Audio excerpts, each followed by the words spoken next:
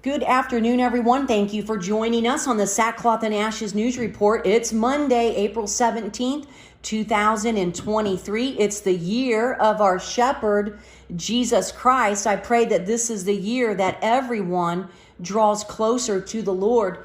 Friends, in the Bible it says, who can make war against the beast? The beast system, it has to establish who each and every person is in his kingdom, and he's doing it all in the name of cybersecurity. Because, see, that's the mantra that they're constantly pushing. Each person in his system, they must be able to prove who they are with 100% accuracy. And never forget, it's all in the name of safety, your financial safety, your health safety. And in their kingdom, you can live in peace and safety. And see, the beast knows that there's going to be pushback, and there is. And the globalists are in lockstep to accomplish their plan. So, friends, be looking, because Joe Biden's upcoming executive order, there was some information leaked about that. It's going to be released here in the next couple months. He's going to come out with an executive order about identity theft. And so he's going to be the cheerleader for making some very radical changes. So, friends, what we have here in this next story is that the U.S. government is working on creating an interagency task force whose job will be to support reliable, interoperable digital identity verification in the public and in the private sector. So that could be established by the U.S. government after a Senate committee vote. Now, the legislation behind the task force, it's a very popular legislation, and it's been out there for quite a while. It's known as the Improving Digital Identity Act, and it was passed by the U.S. Senate Homeland Security and Governmental Affairs Committee just this month in a vote 11-1, and it now moves on to the full Senate for debate. Now, the legislation notes that there is no easy, affordable method for government agencies and businesses to verify whether an individual is who they purport to be online, allowing cyber criminals to more easily access our personal data. The bill says that the inadequacy of current digital identity solutions degrades security and privacy for all the people in the United States, and that the next generation solutions are needed that improve security, privacy, equity, and accessibility for all. So, come hell or high water, they are planning to get what they're reaching for, and President Joe Biden's administration is showing what they plan for in our new reality in their national cybersecurity strategy. And that details the need to build a digital identity ecosystem for the entire USA. Now, the other nations, they're doing it too. I believe they're just beta testing on each continent different parts of the beast system. And then at their moment of opportunity, they're going to tie all of them together as one perfectly fit puzzle. Now, like I said, the other nations are doing it too. And in a moment here, I'm going to explain to you what Jamaica is up to. But friends, they're going to use every sector of our society to advertise these campaigns. And they have been doing soft disclosure of their plans in the sci-fi movies for decades. So there is nothing new under the sun. The government wants to give you two options to log into their services. Oh, they want to help you to have a better life as they bring in all of their chaos. They want to help you to get through their chaos, but you have to log into their services online. So you can log in with two different methods. One will be login.gov, and they'll have enhanced requirements coming.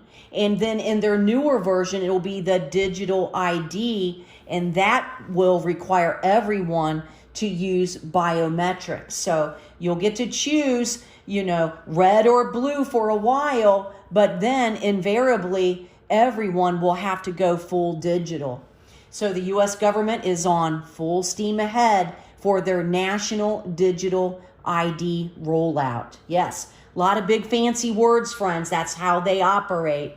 They want to confuse you with their fancy vocabulary. But here we got Jamaica. Jamaica's trying also to raise public awareness around their national digital ID, and their government is preparing to launch an awareness campaign for its citizens. They plan to issue a unique lifelong national identification number. So its citizens will be issued this number, and it's for everyone who is within the country, not just the citizens, those who are operating in Jamaica, and it will be eventually the primary source for identity assurance and verification. And they say it's going to help them to improve how they govern the people, how they manage social and economic and security programs.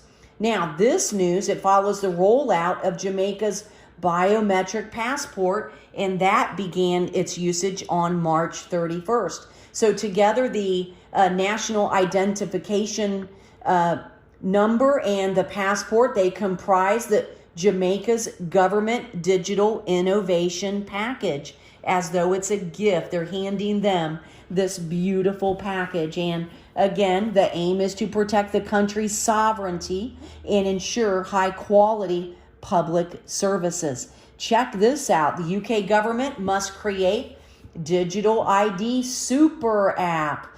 It's the adventures of super app, says a top financier in the UK. British citizens will one day store their financial data on a single super app, similar to the NHS health app that was rolled out by the UK government back in 2018. The chair of the trade association UK Finance has said this. He said that he believed that the UK would roll out this app that records each citizen's economic footprint, including credit ratings, know your customer information, and anti-money laundering data. So they state that this will be the year that we finally persuade the banking system that we need an economic digital identity system, just like the medical app, the NHS app.